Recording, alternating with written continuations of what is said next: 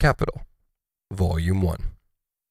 This independent recording by Andrew S. Reitenberg is public domain, both in content and in audio. Chapter 14. The Division of Labor in Manufacture. Section 1. The Dual Origin of Manufacture.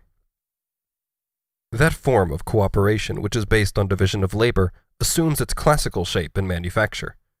As a characteristic form of the capitalist process of production, it prevails throughout the manufacturing period properly so called, which extends, roughly speaking, from the middle of the 16th century to the last third of the 18th century. Manufacture originates in two ways. 1. By the assembling together, in one workshop under the control of a single capitalist, of workers belonging to various independent handicrafts, through whose hands a given article must pass on its way to completion. A carriage, for example, was formerly the product of a great number of independent craftsmen, such as wheelwrights, harness makers, tailors, locksmiths, upholsterers, turners, fringe makers, glaziers, painters, polishers, gilders, etc.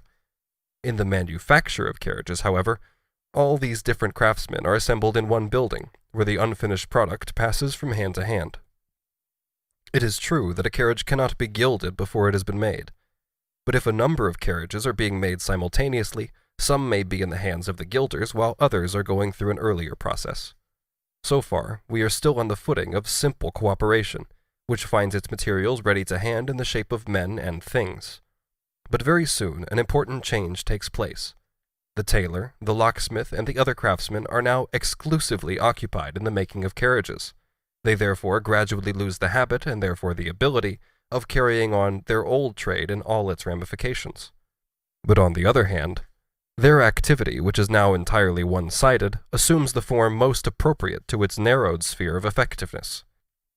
At first, the manufacture of carriages appeared as a combination of various independent handicrafts, but it gradually began to signify the splitting up of carriage production into its various detailed operations, and each single operation crystallized into the exclusive function of a particular worker, the manufacture as a whole being performed by these partial workers in conjunction.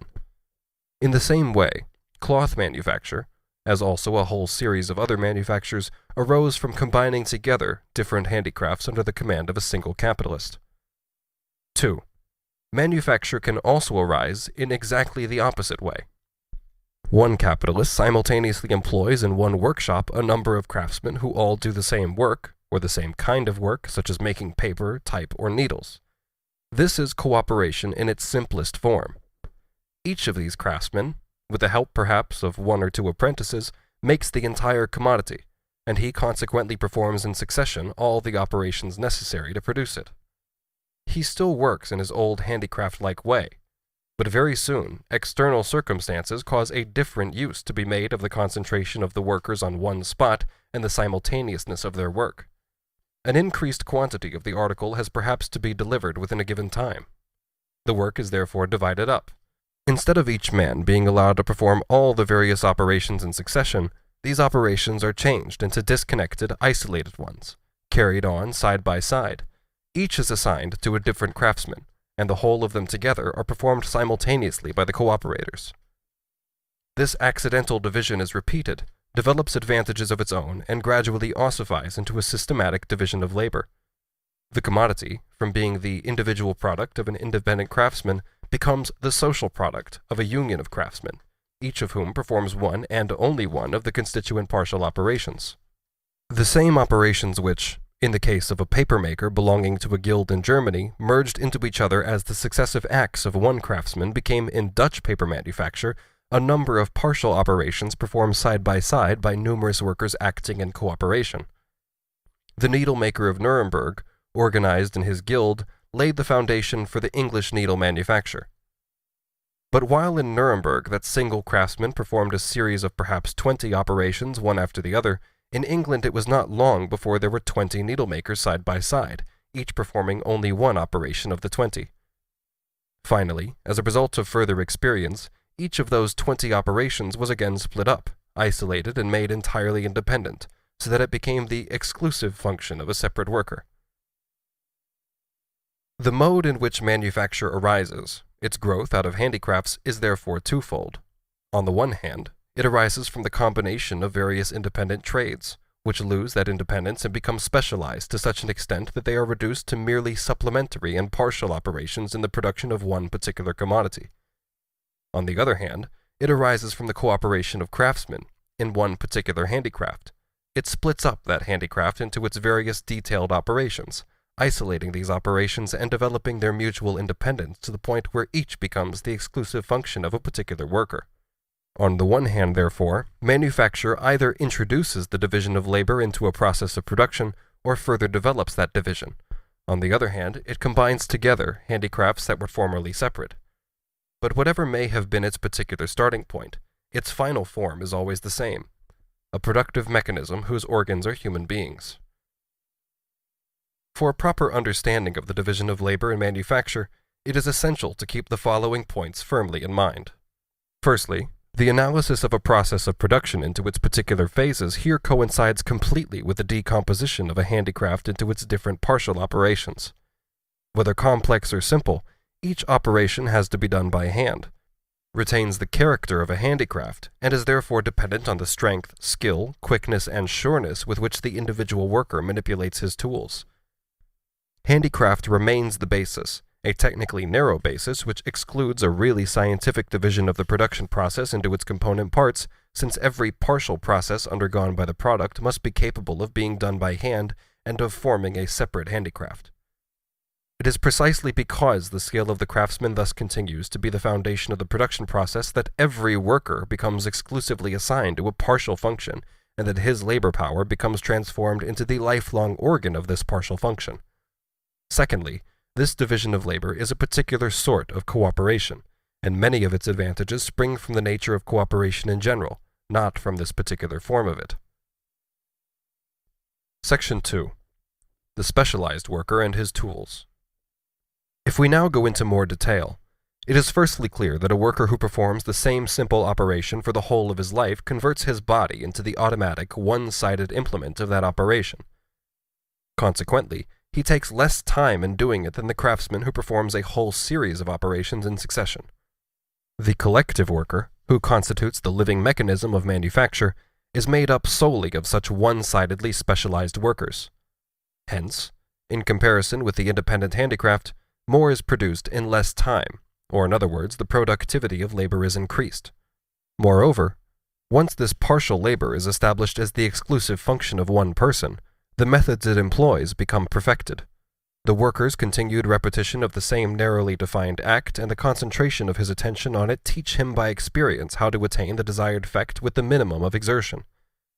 But since there are always several generations of workers living at one time, and working together at the manufacture of a given article, the technical skill, the tricks of the trade thus acquired, become established, and are accumulated and handed down. Manufacture, in fact, produces the skill of the specialized worker by reproducing and systematically driving to an extreme within the workshop the naturally developed differentiation which it found ready to hand in society. On the other hand, the conversion of a partial task into the lifelong destiny of a man corresponds to the tendency shown by earlier societies towards making trades hereditary. The trades either become petrified into castes, or, in cases where definite historical conditions produced a variability in the individual which was incompatible with the caste system, they hardened into guilds. Castes and guilds arise from the action of the same natural law that regulates the differentiation of plants and animals into species and varieties, except that, when a certain degree of development has been reached, the heredity of castes and the exclusiveness of guilds are ordained as law of society. The muslins of Dhaka in fineness, the calicos and other piece goods of Coromandel in brilliant and durable colors have never been surpassed. Yet they are produced without capital, machinery, division of labor, or any of those means which give such facilities to the manufacturing interest of Europe. The weaver is merely a detached individual, working a web when ordered of a customer, and with the loom of rudest construction, consisting sometimes of a few branches or bars of wood put roughly together. There is even no expedient for rolling up the warp. The loom must therefore be kept stretched to its full length and become so inconveniently large that it cannot be contained within the hut of the manufacturer, who is therefore compelled to ply his trade in the open air, where it is interrupted by every vicissitude of the weather. It is only the special skill accumulated from generation to generation and transmitted from father to son that gives to the Hindu, as it gives to the spider, this virtuosity. And yet the work of such a Hindu weaver is very complicated in comparison with that of the majority of workers under the system of manufacture. A craftsman who performs the various partial operations in the production of a finished article one after the other must at one time change his place, at another time his tools. The transition from one operation to another interrupts the flow of his labor and creates gaps in the working day, so to speak. These close up when he is tied to the same operation the whole day long. They vanish in the same proportion as the changes in his work diminish. The resulting increase of productivity is due either to an increased expenditure of labor power in a given time, i.e., increased intensity of labor, or to a decrease in the amount of labor power unproductively consumed. The extra expenditure of power required by every transition from rest to motion is compensated for by prolonging the duration of the normal speed of work, when once acquired. As against this, however, constant labor of one uniform kind disturbs the intensity and flow of a man's vital forces, which find recreation and delight in the change of activity itself. The productivity of labor depends not only on the proficiency of the worker, but also on the quality of his tools. Tools of the same kind, such as knives, drills, gimlets, hammers, etc., may be employed in different processes, and the same tool may serve various purposes in a single process. But as soon as the different operations of a labor process are disconnected from each other, and each partial operation acquires in the hands of the worker a suitable form peculiar to it, alterations become necessary in the tools which previously served more than one purpose. The direction taken by this change of form is determined by the particular difficulties put in the worker's way by the unchanged form of the old tool. Manufacture is characterized by the differentiation of instruments of labor, a differentiation whereby tools of a given sort acquire fixed shapes, adapted to each particular application, and by the specialization of these instruments which allows full play to each special tool only in the hands of a specific kind of worker. In Birmingham alone, 500 varieties of hammer are produced, and not only is each one adapted to a particular process, but several varieties often serve exclusively for the different operations in the same process.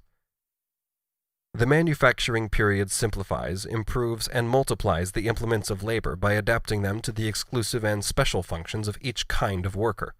It thus creates at the same time one of the material conditions for the existence of machinery, which consists of a combination of simple instruments. The specialized worker and his instruments are the simplest elements of manufacture. Let us now turn to look at manufacture as a whole. Section 3. The two fundamental forms of manufacture, heterogeneous and organic.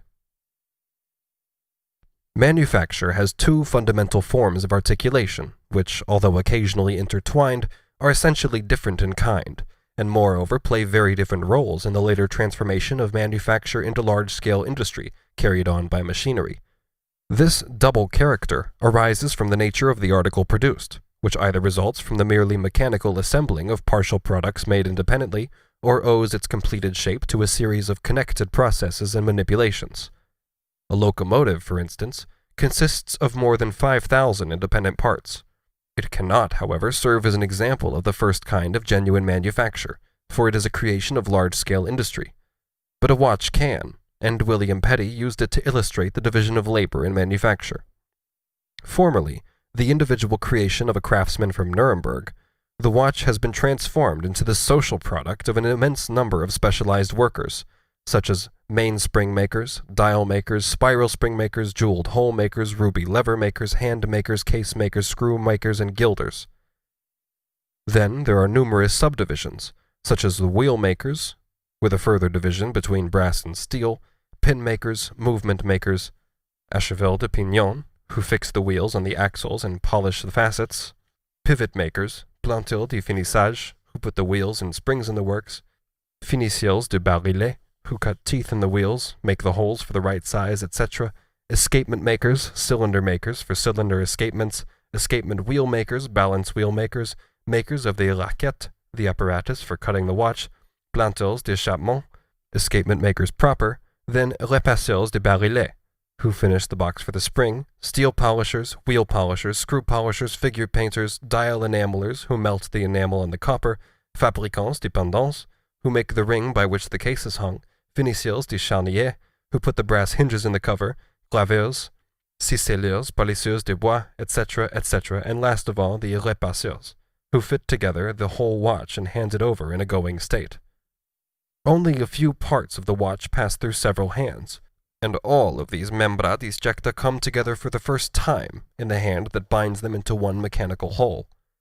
This external relation between the finished product and its various and diverse elements makes it a matter of chance in this case, as in the case of all similar finished articles, whether the specialized workers are brought together in one workshop or not. The subdivided operations themselves may be carried on like so many independent handicrafts, as they are in the cantons of Vaud and Neuchâtel, while in Geneva there exist large watch factories, i.e. establishments where the specialized workers directly cooperate under the control of a single capitalist.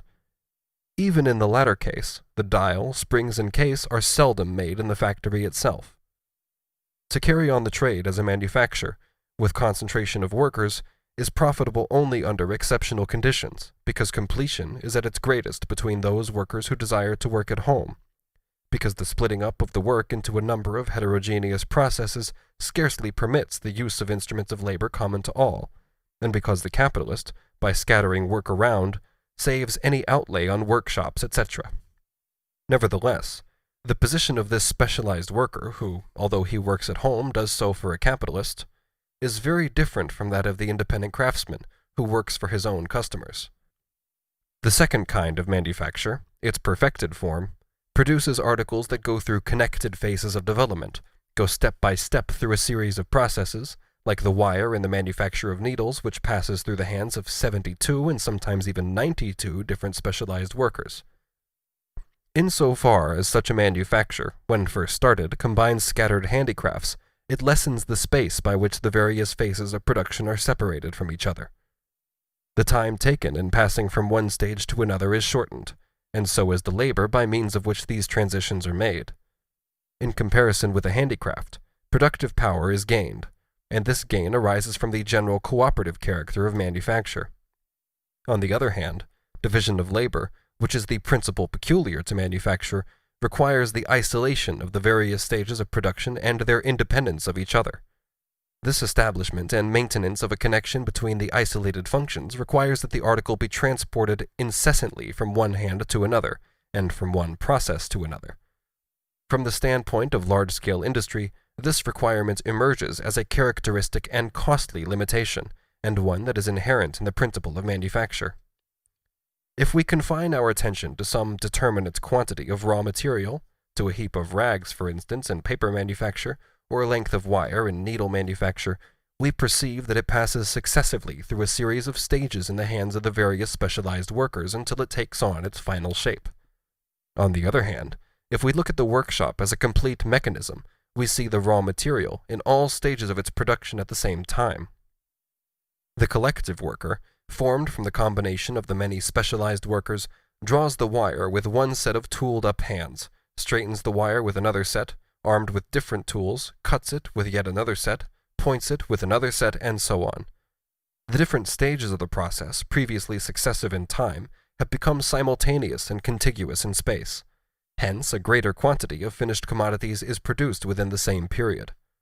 This simultaneity, it is true, arises from the general cooperative form of the process as a whole, but manufacture not only finds the conditions for cooperation ready to hand, it also, to some extent, creates them by subdividing handicraft labor. On the other hand, it only accomplishes the social organization of the labor process by riveting each worker to a single fraction of the work. Since the product of each specialized worker is, at the same time, only a particular stage in the development of a finished article which is the same in each case, each worker or group of workers prepares the raw material for another worker or group of workers. The result of the labor of the one is the starting point for the labor of the other. One worker therefore directly sets the other to work.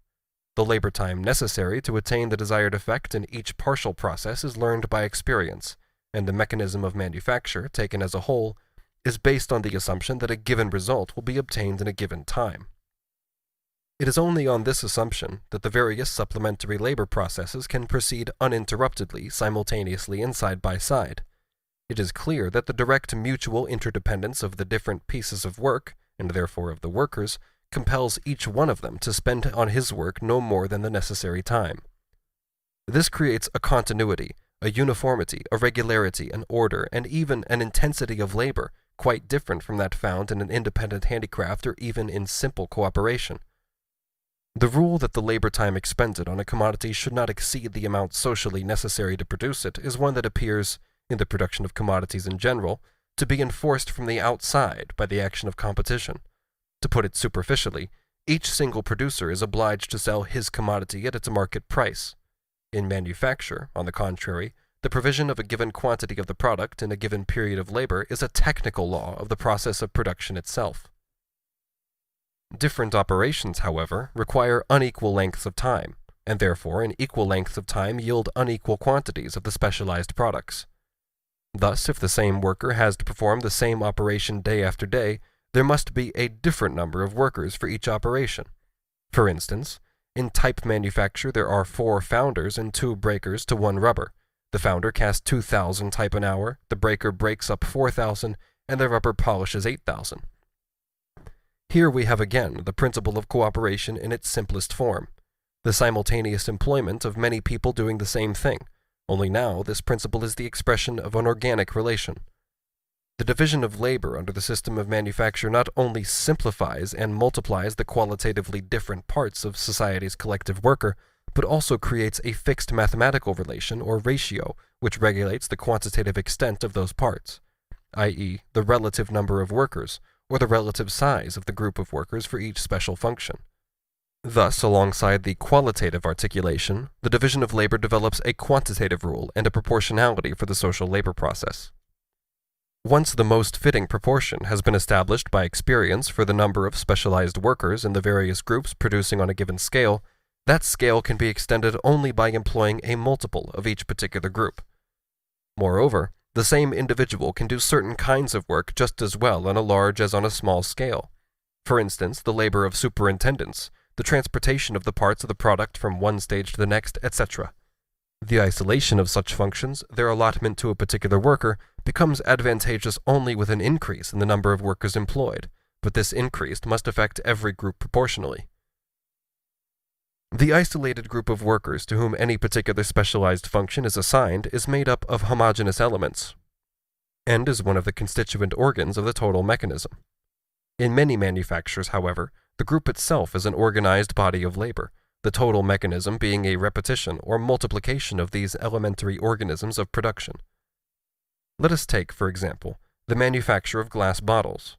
It may be resolved into 3 essentially different stages. First, the preliminary stage, which consists of preparing the components of the glass, mixing the sand and lime, etc., and melting them into a fluid mass of glass. Various specialized workers are employed in this first stage, as also in the final one of removing the bottles from the drying furnace, sorting and packaging them, etc. In the middle, between these 2 stages, comes the glass melting proper, the manipulation of the fluid mass. At each mouth of the furnace, there works a group called the whole, consisting of 1 bottle maker or finisher, 1 blower, 1 gatherer, 1 putter up or wetter off, and 1 taker in. These 5 specialized workers are special organs of a single working organism that only acts as a whole, and therefore can operate only by the direct cooperation of all 5. The whole body is paralyzed if only one of its members is missing. But a glass furnace has several openings, in England from 4 to 6, each of which contains an earthenware melting pot full of molten glass and employs a similar 5-man group of workers. The organization of each group is based on the division of labor, but the bond between the different groups is simple cooperation, which, by using in common one of the means of production, namely the furnace, causes it to be consumed more economically. A furnace of this kind, with its 4 to 6 groups, constitutes a glass house, and a glass factory comprises a number of such glass houses, together with the apparatus and the workers required for the preparatory and final phases of production. Finally, just as manufacture arises in part from the combination of the various handicrafts, so too it develops into a combination of various manufactures. The larger English glass manufacturers, for instance, make their own earthenware melting pots, because the success or failure of the process depends to a great extent on their quality. The manufacture of one of the means of production is here united with that of the product. On the other hand, the manufacture of the product may be united with the other manufactures, in which the very same product serves in turn as a raw material, or with whose products the original product is itself subsequently mixed. Thus we find the manufacture of flint glass combined with glass cutting and brass founding, brass being needed for the metal settings of various articles of glass. The various manufactures which have been combined together in this way form more or less separate departments of a complete manufacture, but they are at the same time independent processes, each with its own division of labor.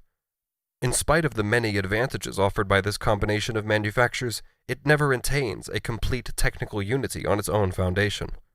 This unity only arises when it has been transformed into an industry carried on by machinery. Early in the period of manufacture, the principle of lessening the labor time necessary for the production of commodities was consciously formulated and expressed, and the use of machines also appeared sporadically, especially for certain simple primary processes that have to be conducted on a very large scale and with the application of great force.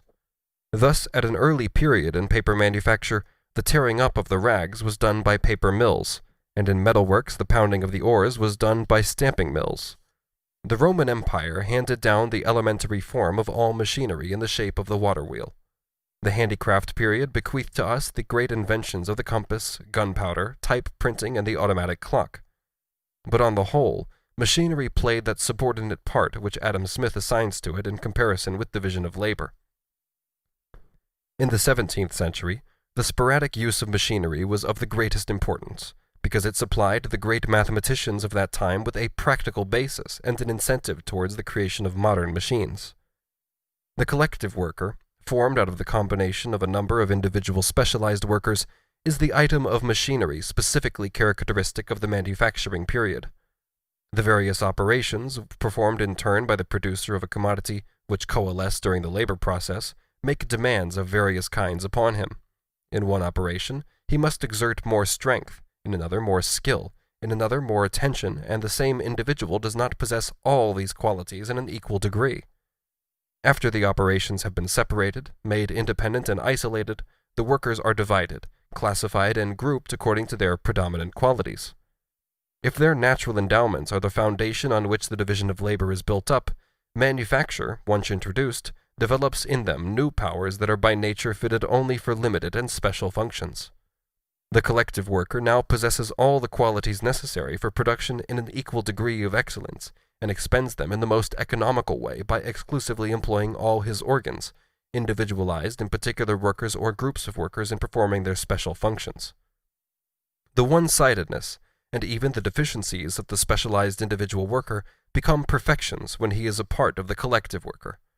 The habit of doing only one thing converts him into an organ which operates with the certainty of a force of nature, while his connection with the whole mechanism compels him to work with the regularity of a machine.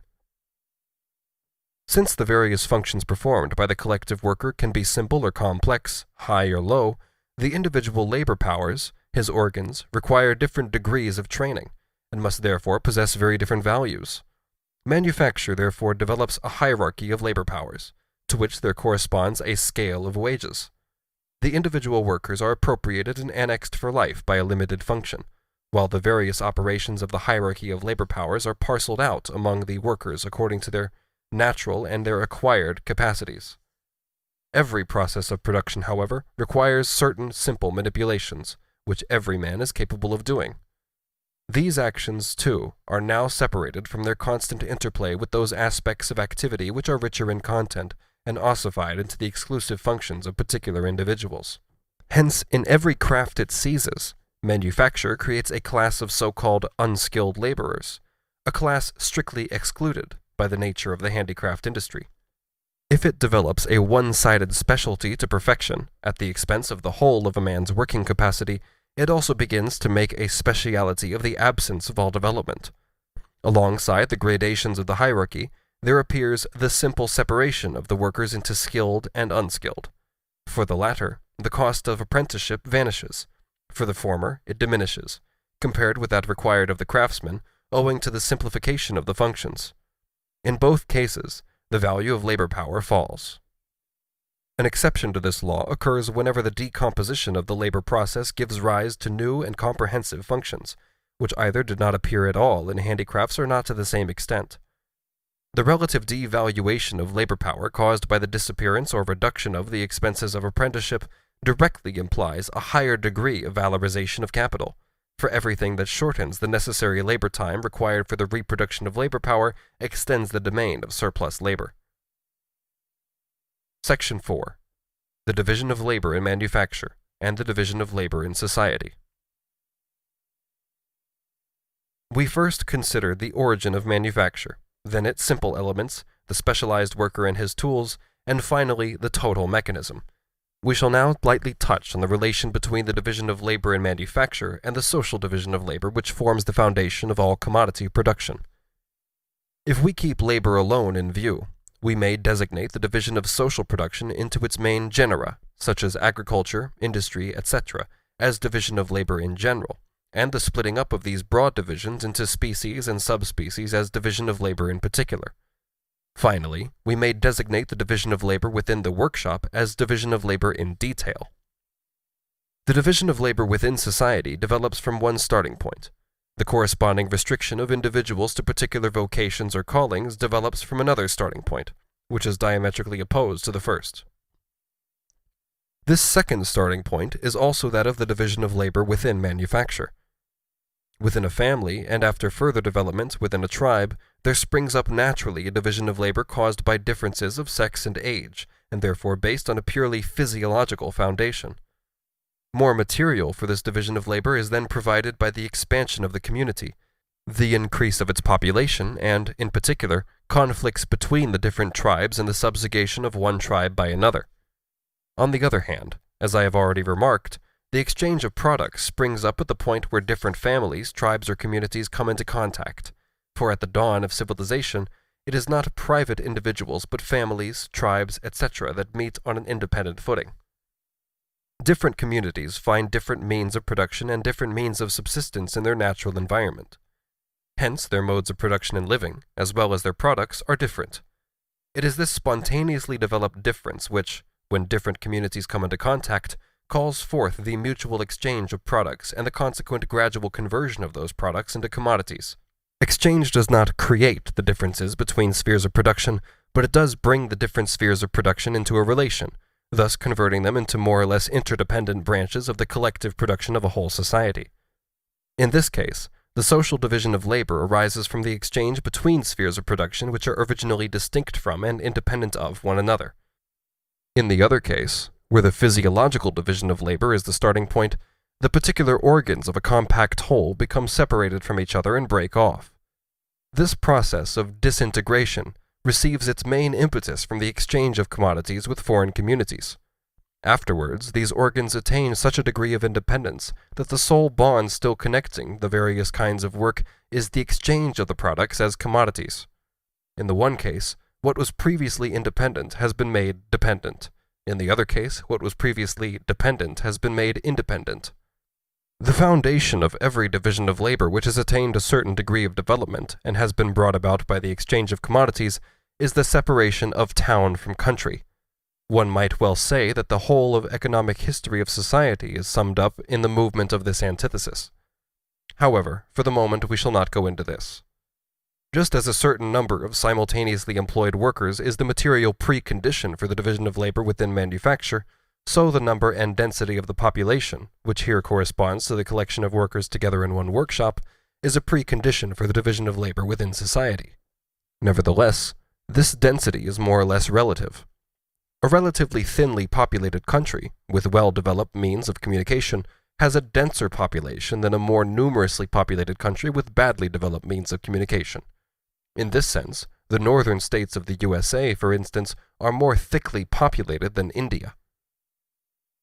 Since the production and the circulation of commodities are the general prerequisites of the capitalist mode of production, division of labor in manufacture requires that a division of labor within society should have already attained a certain degree of development. Inversely, the division of labor in manufacture reacts back upon that in society, developing and multiplying it further. With the differentiation of the instruments of labor, the trades which produce these instruments themselves become more and more differentiated. If the system of manufacture seizes upon a trade which was previously carried on in connection with others, either as a chief or a subordinate trade, and by one producer, these trades immediately break their connection and assert their independence of each other. It seizes upon a particular stage in the production of a commodity. The other stages of its production become converted into as many independent trades. It has already been stated that where the finished article consists merely of a number of parts fitted together, the specialized operations may re-establish themselves as genuine and separate handicrafts. In order to accomplish the division of labor in manufacture more completely, a single branch of production is split up into numerous and to some extent entirely new manufactures, according to the varieties of its raw material or the various forms that the same piece of raw material may assume. Thus in France alone, in the first half of the 18th century, over 100 different kinds of silk stuffs were woven, and in Avignon, for instance, it was legally required that every apprentice should devote himself to only one sort of fabrication, and should not learn the preparation of several kinds of stuff at once. The territorial division of labor, which confines special branches of production to special districts of a country, acquires fresh stimulus from the system of manufacture, which exploits all natural peculiarities. The colonial system and the extension of the world market, both of which form part of the general conditions for the existence of the manufacturing period, furnish us with rich materials for displaying the division of labor in society.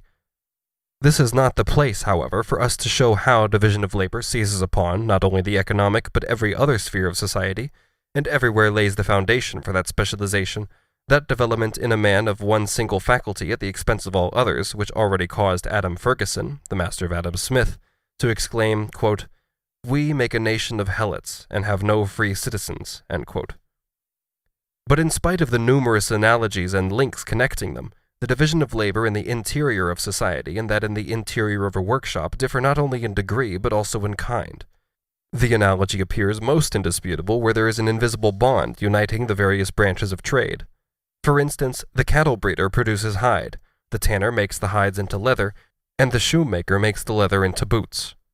Here the product of each man is merely a step towards the final form, which is the combined product of their specialized labors. There are, besides, all the various trades which supply the cattle breeder, the tanner, and the shoemaker with their means of production.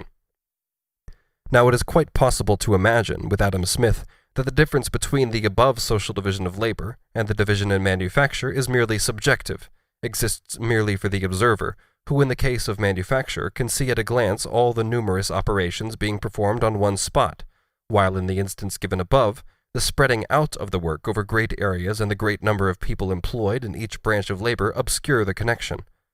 But what is it that forms the bond between independent labors of the cattle breeder, the tanner, and the shoemaker? It is the fact that their respective products are commodities. What, on the other hand, characterizes the division of labor in manufacture? The fact that the specialized worker produces no commodities. It is only the common product of all the specialized workers that becomes a commodity. The division of labor within society is mediated through the purchase and sale of the products of different branches of industry, while the connection between the various partial operations in a workshop is mediated through the sale of the labor power of several workers to one capitalist, who applies it as combined labor power. The division of labor within manufacture presupposes a concentration of the means of production in the hands of one capitalist. The division of labor within society presupposes a dispersal of those means among many independent producers of commodities. While, within the workshop, the iron law of proportionality subjects definite numbers of workers to definite functions, in the society outside the workshop, the play of chance and caprice results in a motley pattern of distribution of the producers and their means of production among the various branches of social labor. It is true that the different spheres of production constantly tend towards equilibrium, for the following reason. On the one hand, every producer of a commodity is obliged to produce a use value, i.e., he must satisfy a particular social need. Though the extent of these needs differs quantitatively, and there exists an inner bond which attaches the different levels of a need to a system which has grown up spontaneously, on the other hand, the law of the value of commodities ultimately determines how much of its disposable labor time society can expend on each kind of commodity. But this constant tendency on the part of the various spheres of production towards equilibrium comes into play only as a reaction against the constant upsetting of this equilibrium. The planned and regulated a priori system on which the division of labor is implemented within the workshop becomes, in the division of labor within society, a posteriori necessity imposed by nature, controlling the unregulated caprice of the producers, and perceptible in the fluctuations of the barometer of market prices. Division of labor within the workshop implies the undisputed authority of the capitalist over men, who are merely members of a total mechanism which belongs to him. The division of labor within society brings into contact independent producers of commodities, who acknowledge no authority other than that of competition, of the coercion exerted by the pressure of their reciprocal interests, just as in the animal kingdom the war of all against all more or less preserves the conditions of existence of every species. The same bourgeois consciousness which celebrates the division of labor in the workshop, the lifelong annexation of the worker to a partial operation, and his complete subjection to capital, as an organization of labor that increases its productive power, denounces with equal vigor every conscious attempt to control and regulate the process of production socially, as an inroad upon such sacred things as the rights of property, freedom, and the self-determining genius of the individual capitalist. It is very characteristic that the enthusiastic apologists of the factory system have nothing more damning to urge against the general organization of labor in society than that it would turn the whole of society into a factory. If, in the society where the capitalist mode of production prevails, anarchy in the social division of labor and despotism in the manufacturing division of labor mutually condition each other, we find, on the contrary, in those earlier forms of society in which the separation of trades have been spontaneously developed, then crystallized and finally made permanent by law on the one hand, a specimen of the organization of labor of society in accordance with an approved and authoritative plan, and, on the other, the entire exclusion of division of labor in the workshop, or, at least, its development on a minute scale, sporadically and accidentally. Those small and extremely ancient Indian communities, for example, some of which continue to exist this day, are based on the possession of the land in common, on the blending of agriculture and handicrafts, and on an unalterable division of labor, which serves as a fixed plan and basis for action whenever a new community is started. The communities occupy areas of from 100 up to several thousand acres, and each forms a compact whole producing all it requires. Most of the products are destined for direct use by the community itself, and are not commodities. Hence, production here is independent of that division of labor brought about in Indian society as a whole by the exchange of commodities. It is the surplus alone that becomes a commodity, and a part of that surplus cannot become a commodity until it has reached the hands of the state, because from time immemorial, a certain quantity of the community's production has found its way to the state as rent in kind. The form of the community varies in different parts of India. In the simplest communities, the land is tilled in common and the produce is divided among the members. At the same time, spinning and weaving are carried on in each family as subsidiary industries.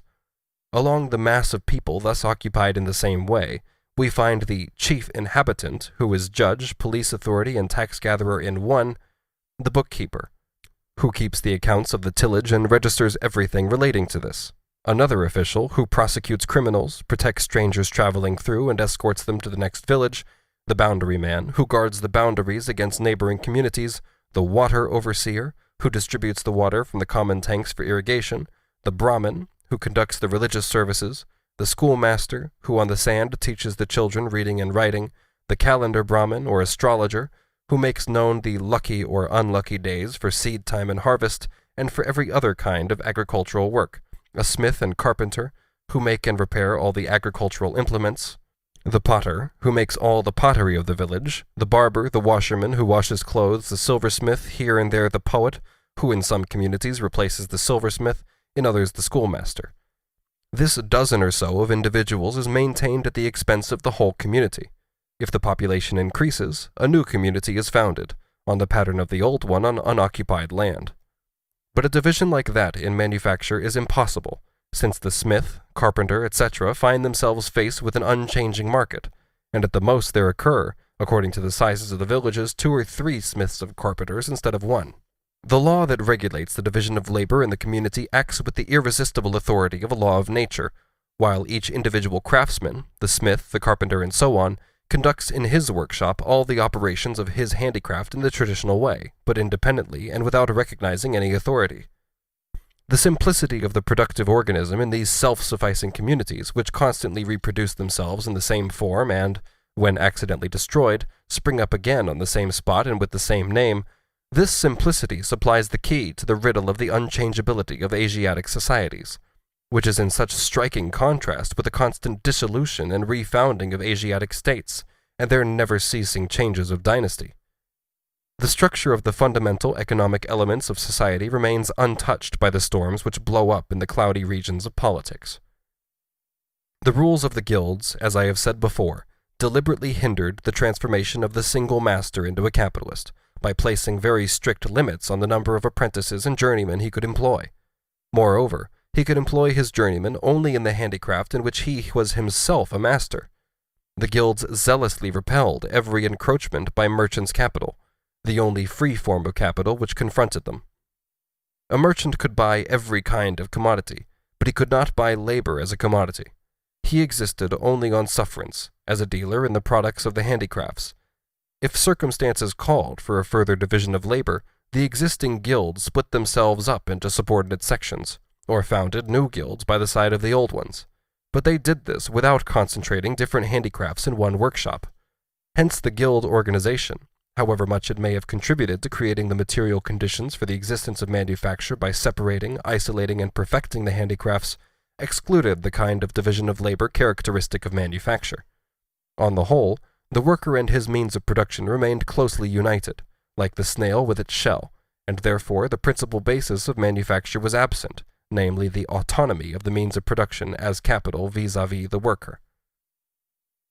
While the division of labor in society at large, whether mediated through the exchange of commodities or not, can exist in the most diverse economic formations of society, the division of labor in the workshop, as practiced by manufacture, is an entirely specific creation of the capitalist mode of production.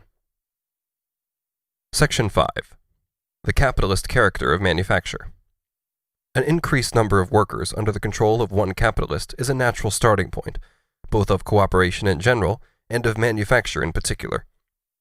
But the division of labor in manufacture makes this increase in the number of workers a technical necessity. The minimum number that any given capitalist is bound to employ is here prescribed by the previously established division of labor. On the other hand, the advantages of further division can be obtained only by adding to the number of workers, and this means adding not single individuals but multiples. However, an increase in the variable component of the capital employed necessitates an increase in its constant component too, i.e., both in the available extent of the conditions of production, such as workshops, implements, etc., and, in particular, in raw material, the demand for which grows much more quickly than the number of workers. The quantity of it consumed in a given time by a given amount of labor increases in the same ratio as does the productive power of that labor through its division. Hence it is a law, springing from the technical character of manufacture, that the minimum amount of capital which the capitalist must possess has to go on increasing. In other words, the transformation of the social means of production and subsistence into capital must keep extending. In manufacture as well as in simple cooperation, the collective working organism is a form of existence of capital. The social mechanism of production, which is made up of numerous individual specialized workers, belongs to the capitalist. Hence the productive power which results from the combination of various kinds of labor appears as the productive power of capital. Manufacture proper not only subjects the previously independent worker to the discipline and command of capital, but creates in addition a hierarchical structure amongst the workers themselves.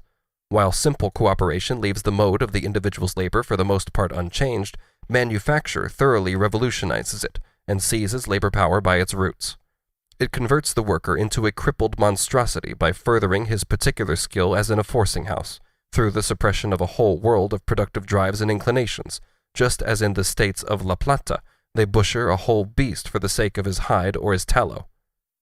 Not only is the specialized work distributed among different individuals, but the individual himself is divided up, and transformed into the automatic motor of a detail operation, thus realizing the absurd fable of Menenius Agrippa, which presents man as a mere fragment of his own body.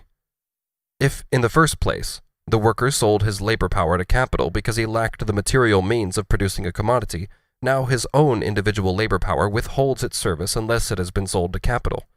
It will continue to function only in an environment which first comes into existence after its sale, namely the capitalist workshop. Unfitted by nature to make anything independently, the manufacturing worker develops his productive activity only as an appendage of that workshop. As the chosen people bore in their features the sign that they were the property of Jehovah, so the division of labor brands the manufacturing worker as the property of capital.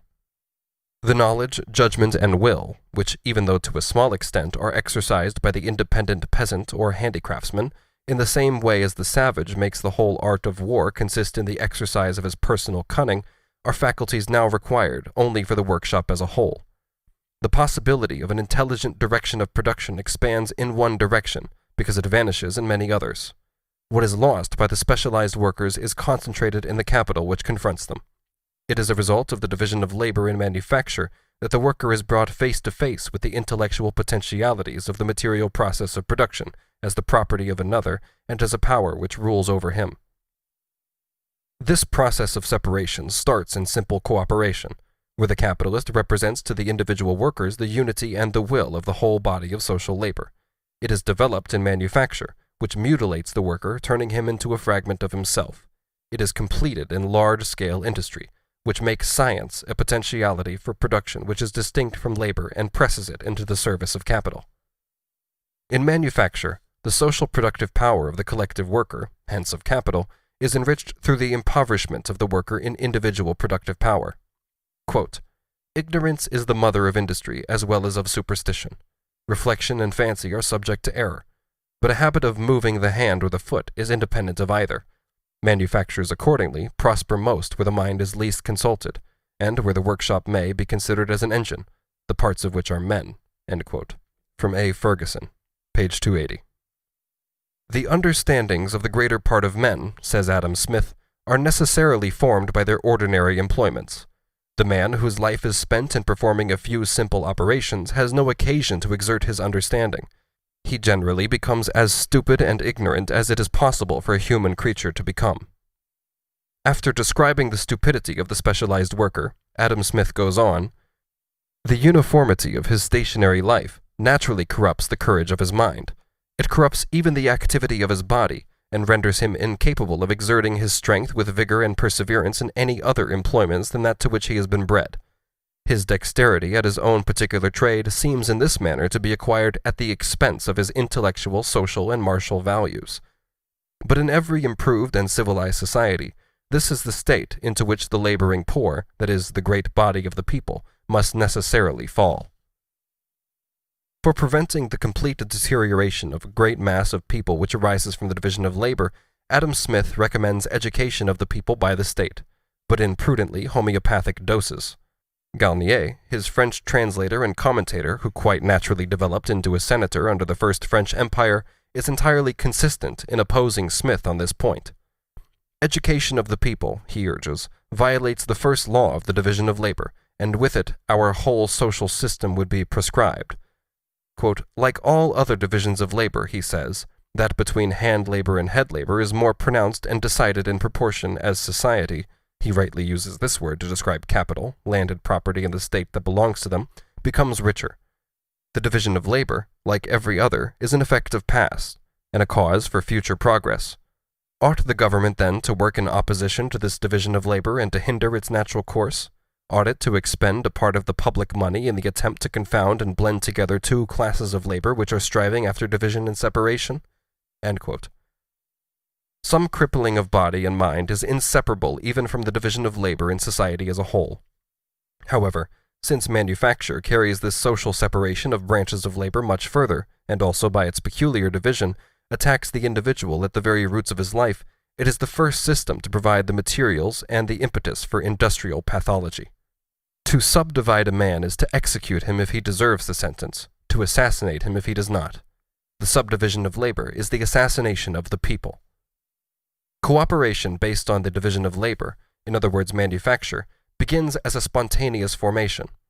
As soon as it attains a degree of consistency and extension, it becomes the conscious, methodical, and systematic form of capitalist production. The history of manufacture proper shows how the division of labor which is peculiar to it acquires the most appropriate form at first by experience, as it were behind the backs of the actors, and then, like the guild handicrafts, strives to hold fast to that form when once it has been found, and here and there succeeds in keeping it for centuries. Any alteration in this form, except in trivial matters, never results from anything but a revolution in the instruments of labor. Modern manufacture, I am not referring here to large-scale industry, which is based on machinery, either finds the disjecta membra potae ready to hand and only waiting to be collected together, as is the case in the manufacture of clothes in large towns, or it can easily apply the principles of division, simply by exclusively assigning the various operations of a handicraft, such as bookbinding, to particular men. In such cases, a week's experience is enough to determine the proportion between the members of the hands necessary for the various functions. By dissection of handicraft activity into its separate components, by specialization of the instruments of labor, by the formation of specialized workers, and by grouping and combining the latter into a single mechanism, the division of labor in manufacture provides the social process of production with a qualitative articulation and a quantitative proportionality. It thereby creates a definite organization of social labor, and at the same time develops new and social productive powers of labor. As a specifically capitalist form of the process of social production, and on the foundations available to it, it could not develop in any other form than a capitalist one, the division of labor in manufacture is merely a particular method of creating relative surplus value, or of augmenting the self-valorization of capital, usually described as social wealth, wealth of nations, etc., at the expense of the worker. Not only does it increase the socially productive power of labor for the benefit of the capitalist instead of the worker, it also does this by crippling the individual worker. It produces new conditions for the domination of capital over labor. If, therefore, on the one hand, it appears historically as an advance and a necessary aspect of the economic process of the formation of society, on the other hand, it appears as a more refined and civilized means of exploitation. Political economy, which first emerged as an independent science during the period of manufacture, is only able to view the social division of labor in terms of the division found in manufacture, i.e., as a means of producing more commodities with a given quantity of labor and consequently of cheapening commodities and accelerating the accumulation of capital. In most striking contrast with this accentuation of quantity and exchange value is the attitude of the writers of classical antiquity, who are exclusively concerned with quality and use value. As a result of the separation of the social branches of production, commodities are better made, men's various inclinations and talents select suitable fields of action, and without some restriction, no important results can be obtained anywhere. Hence, both product and producer are improved by the division of labor. If the growth of the quantity produced is occasionally mentioned, this is only done with reference to the greater abundance of use values. There is not a word alluding to exchange value or to the cheapening of commodities. This standpoint, the standpoint of use value, is adopted by Plato, who treats the division of labor as a foundation on which the division of society into estates is based, and also by Xenophon, who with his characteristic bourgeois instinct already comes closer to the division of labor within the workshop. Plato's Republic, insofar as the division of labor is treated in it as the formative principle of the state, is merely an Athenian idealization of the Egyptian caste system, Egypt having served as the model of an industrial country to others of its contemporaries, i.e. Isocrates. It retained this importance for the Greeks even at the time of the Roman Empire. During the manufacturing period proper, i.e. the period in which manufacture is the predominant form taken by capitalist production, the full development of its own peculiar tendencies comes up against obstacles from many directions. Although, as we have already seen, manufacture creates a simple division of the workers into skilled and unskilled, at the same time it inserts them into a hierarchical structure. The number of unskilled workers remains very limited owing to the preponderant influence of the skilled. Although it adapts the particular operations to the various degrees of maturity, strength, and development of the living instruments of labor, and thus tends towards the exploitation of women and children in production, this tendency is largely defeated by the habits and the resistance of the male workers.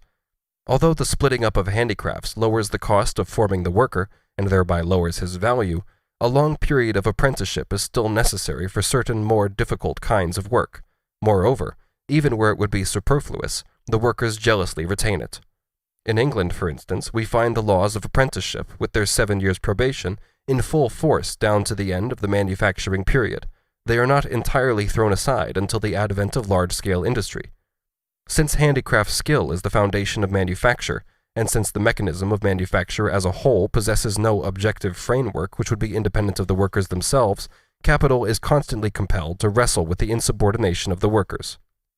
By the infirmity of human nature, says our friend Ure, it happens that the more skillful the workman, the more self-willed and intractable he is apt to become, and of course the less fit a component of a mechanical system in which he may do great damage to the whole.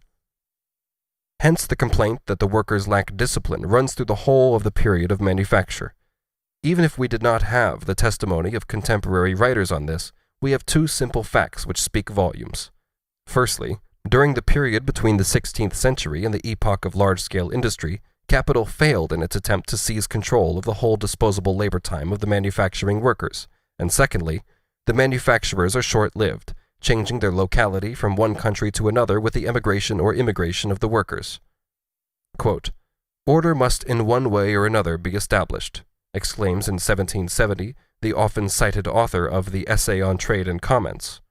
Order, echoes Dr. Andrew Ure 66 years later, was lacking in the system of manufacture, based as it was on the scholastic dogma of the division of labor and Arkwright created order. At the same time, manufacture was either unable to seize upon the production of society to its full extent, or to revolutionize that production to its very core. It towered up as an artificial economic construction, on the broad foundation of the town handicrafts and the domestic industries of the countryside. At a certain stage of its development, the narrow technical basis on which manufacture rested came into contradiction with the requirements of production which it itself had created. One of its most finished products was the workshop for the production of instruments of labor themselves, and particularly the complicated pieces of mechanical apparatus already being employed. A machine factory, says Ure, displayed the division of labor in manifold gradations, the file, the drill, the lathe having each its different workmen in order of skill. This workshop, the product of the division of labor in manufacture, produced in its turn machines.